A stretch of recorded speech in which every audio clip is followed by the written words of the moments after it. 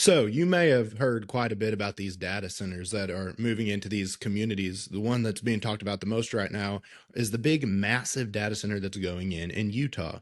But did you know that it might be going in a city near you, a community near you, a town near you? Why are they going in small rural cities? That's something I'm very interested in, and it's something that I'm going to be investigating in my new series, Big Tech, Small Town. Welcome to episode 1.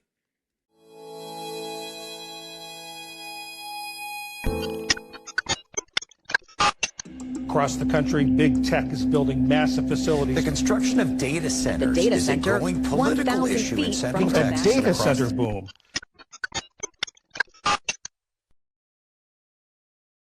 So, why am I getting in on this story? Well, a couple days ago, my mom came into the office here.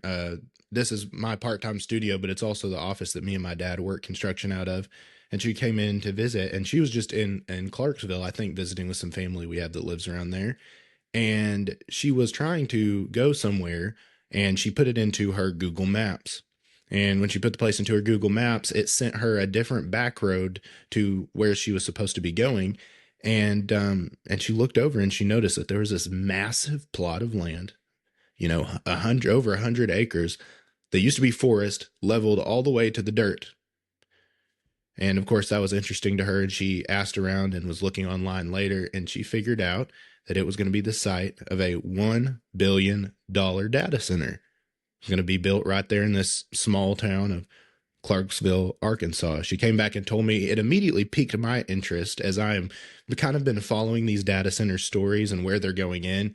And I've noticed they're moving in on rural communities. They're starting to come into these small towns. And as somebody who lives in the city right now and is working on moving back to the rural town that I grew up in, back to the country, trying to live a more homesteader type life, that's interesting to me because it could be my hometown. It could be your hometown.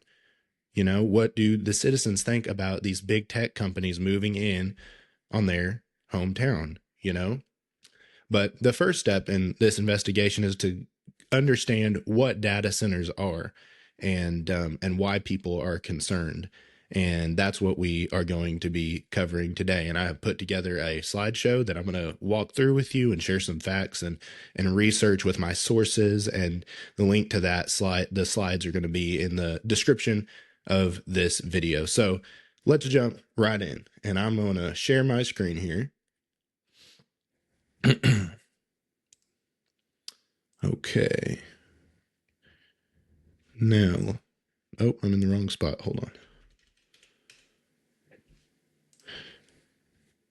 Okay, so we're starting with the first question. What are data centers exactly? Well, what does a data center do? So a data center houses IT infrastructure, which is basically like computers, for building, running, and delivering applications. So what a lot of people don't realize is whenever you're searching something on your phone, whether it's on the internet or you're asking AI a question, all of the inner computer workings aren't happening in your device. What is happening is whenever you search something on Google, that search travels from your phone to the cell tower. And from the cell tower, it runs through a fiber optic cable into one of these data centers. And in that data center is where this question is answered. And the data center sends it back through the cell tower, through the cable, and to your device. It's not a lot of working on your phone whenever you search things and use things isn't happening in your phone, but it's happening in a data center miles and miles away. They're also used for data storage, running AI systems, and government and military systems. And I've got all my sources cited there. So that's kind of just like a simple overview of what data centers are. It's kind of the cliff notes. I'm not a tech person. I just need enough information to know kind of, what's going on. So that's what that is. Now, these are some of the top companies that utilize data centers. And you can see that the top 5: Amazon Web Services, number 2 is Meta, 3 is Microsoft Azure, 4 is Equinix, and 5 is QTS. And that's the list of the top 25 by IT capacity. That means how much computer work it's doing. So the more computer work it's doing, that's how it's ranked. Number one, the most computer work it's doing. That's basically what IT capacity is in my country bumpkin understanding. And my sources down there as well. So why are people concerned? And this is one of the biggest issues in this is people are concerned, and for good reason. There's good reason to not dismiss these issues because this is huge. Okay, so let's walk through some of these reasons why people are kind of concerned about what's going on. Number one is the power usage of these data centers. The average power consumption of these data centers ranges from 20 megawatts, enough to power at least 15,000 homes, to 100 megawatts, enough to supply power to a small city, around 80,000 homes, or multiple commercial city blocks full of skyscrapers. Number two is water usage. 75 to 90% of data centers rely on water cooling systems to counter the heat the computers inside give off when they are running 24/7. So these computers inside the data centers, they never stop running.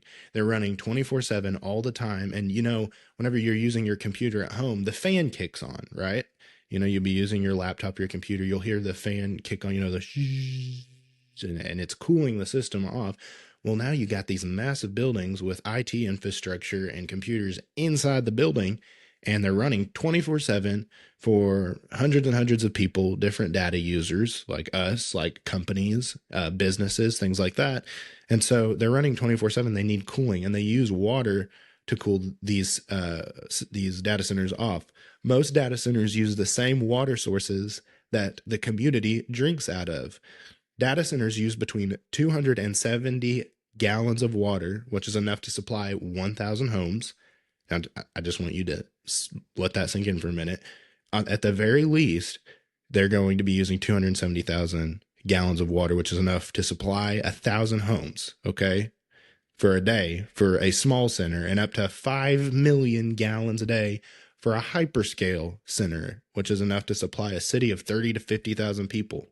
And only 20 or 30% of this water is returned in wastewater.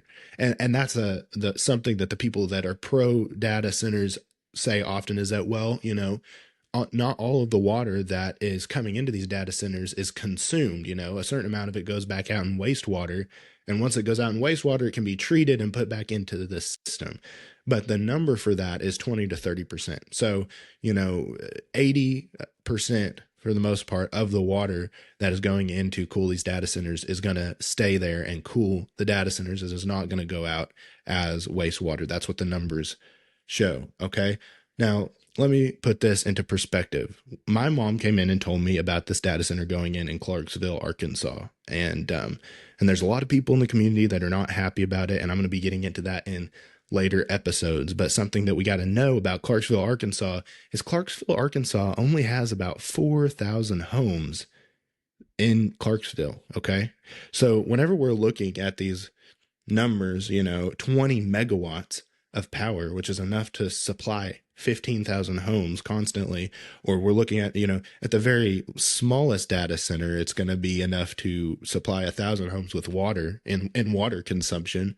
So you're looking at these numbers and you wonder, how did they plan and the infrastructure for this? These small communities haven't seen anything like this before. This is a never before seen type of thing for them. That they're used to small town, they're 4,000 homes, and you're going to have this big tech company come in and, develop this AI, or I don't know if it's AI data center. It's a type of data center.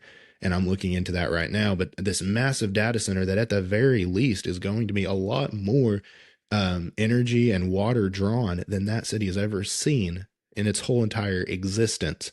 And that's something worth looking into. That's not something worth dismissing. It needs to be looked into. Okay. So that's just a brief explanation of what these data centers are, what is concerning them about people. I mean, what people are concerned about them. And so what happened whenever my mom told me about the center is I started to get on the Clarksville, Arkansas Facebook pages and get on Facebook and search online. And I put out a couple posts saying, hey, I'm going to put out a series about this, about data centers, any tips, concerns, share your stories with me about what you think about this data center coming to town. And there were hundreds of comments. I got multiple messages, emails telling me how they did not approve of this data center. And I got a few that were pro the data center, but the vast majority of people were outraged about this data center. And so I'm going to be looking into it. But one of the things that came to me whenever these people were messaging me was, okay, we know data centers have been going up across the country lately. You hear about the one in Utah that is going in, northern Utah, I think. And it's a massive, like the biggest one in the world that's built thus far, and they're putting it in Utah. And and it's going to be consuming more energy, I think, correct me if I'm wrong, than the whole state has used thus far, just for one data center to go in. And I'm sitting and thinking to myself, are all these communities that are getting new data centers, Utah, Texas, Oklahoma, there's been talks about ones going in Oklahoma. Now they're coming to Arkansas. Communities that have had these data centers put in, what do they feel about these data centers? How do they feel about them? What are they experiencing? What are the after effects after these data centers go in? And so I started getting online and looking at some videos, and I'm going to play a kind of a montage right now of what people are saying about these data centers after they have gone in. This is my cold water pressure in the kitchen. This is where I fill up water for storage. Those are the things we have to fill up to flush the toilets. So you can see the sediment from the data center. Wow, and that's just from the water coming out of your faucet. Yeah. And this is what's in all the pipes. Just the well itself is probably 20,000, and that's not counting any of the All the faucets. replacement of the fixtures and faucets just and the well. toilets and the lines that come underneath the house. It's overwhelming because you really feel like you are up against this huge wall that you can't penetrate. There's nothing that you can do, and they don't care. Keep the doors closed all the time. It's a sunny afternoon in Atlanta, Georgia. But inside Carolyn Kane's 3,000 square foot home, it's cold. I'm walking around in a ski suit, trying to stay warm in the winter. My fur jackets. It's just one of the ways Kane has tried to beat her skyrocketing electric bills. So effectively, your bill had almost doubled in like 2 years. Yeah. She's now turned off her heat and water, leaving much of this home hard to live in. So where do you live right now? I live in a little apartment in the back. Is Carolyn's story unique? Carolyn's story is not unique. So this is the data center, and like Patty Duran founded nonprofit advocacy group Georgians for Affordable Energy. She's been tracking the cost of electricity in the state for over a decade. The average bill for an average customer used to be about $150 a month. The average bill now is $225. A CBS News analysis found Georgia Power, the largest energy provider in the state, imposed 6 rate hikes in the last 3 years, during which time the Vogtle nuclear power plant came online and Georgia saw a boom in data centers. Data centers, Duran says, came to Georgia for discounted power. So data centers are actually paying less for electricity than Far residents. less. Across the country, new data centers are driving up utility bills in at least 13 states. This analysis found Americans who live near data centers are paying as much as 267% more for energy than 5 years ago. And in the next 5 years, the amount of energy consumed by commercial buildings like data centers in Georgia will more than double.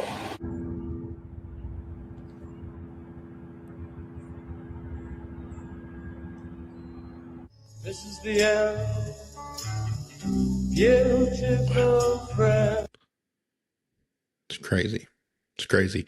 You see, these are the things that are being reported from citizens who have gone through this, and and now have the data centers. You know, just think in this economy right now with gas prices the way they are, electricity bills over doubling, that type of water pressure just barely trickling out, and the amount of sediment and pollution in the water. That last slide of the light pollution, it looks like early morning daylight.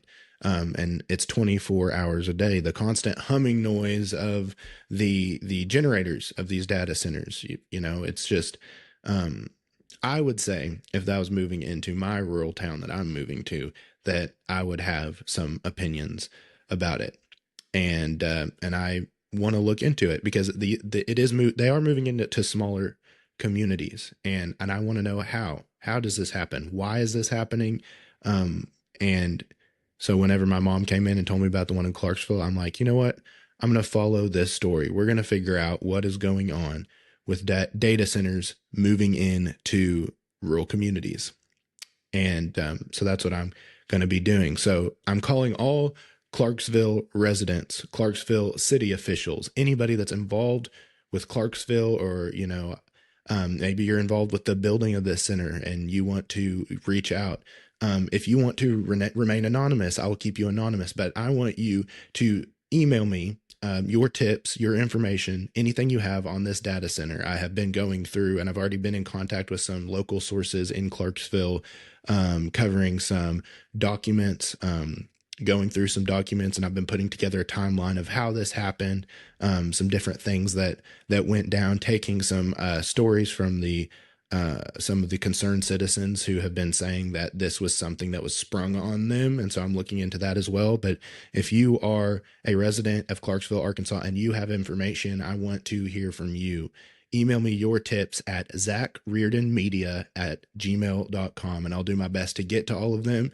And next week, we will be looking into the timeline. How did this start? You know, what went down with this data center? Was there any backdoor dealing? You know, because I mean, they said in the last video in that one community that, you know, the data centers got a discounted rate on power than everybody else, the residents' power around, their bill went up. So has there been any backdoor dealing? You know, I just want the truth. What's going on? How does this happen? And so that's what I'm going to be covering in next episode. I will see you all next week.